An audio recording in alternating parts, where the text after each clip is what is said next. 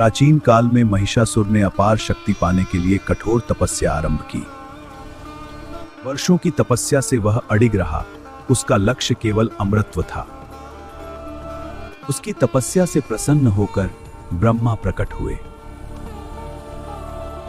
महिषासुर ने वरदान मांगा, उसे कोई देव, दानव या पुरुष न मार सके। ब्रह्मा ने उसे यही वर प्रदान कर दिया। तथास्तु।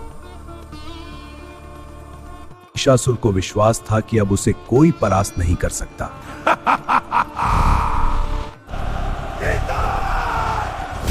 उसने स्वर्ग आक्रमण कर देवताओं को पराजित कर दिया।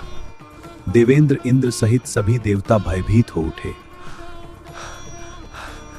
भी देवता एकत्र होकर समाधान खोजने लगे। विष्णु और शिव ने विचार किया कि इस वरदान का अंत कैसे हो। तभी सभी देवताओं के तेज से एक अद्भुत शक्ति प्रकट हुई। वह दिव्य शक्ति एक स्त्री रूप में प्रकट हुई। वह थी मां दुर्गा, आदि शक्ति। देवताओं ने अपने अपने दिव्य अस्त्र उन्हें अर्पित किए। मां दुर्गा सिंह पर आरूढ़ होकर युद्ध के लिए तैयार हुई। जब उसने सुना कि एक स्त्री उसे चुनौती दे रही है, वह हंस पड़ा।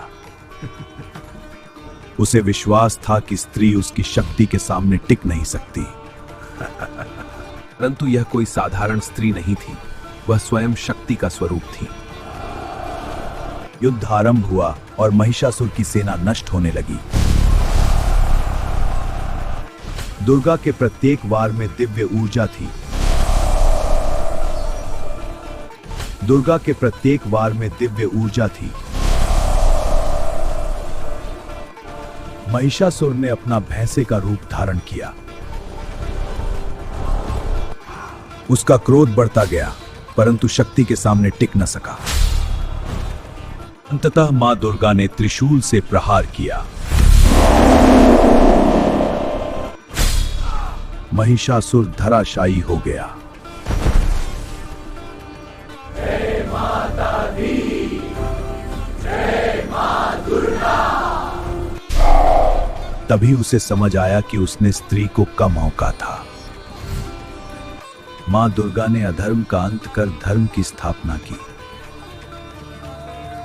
वह भूल गया था कि स्त्री ही सृष्टि की मूल शक्ति है।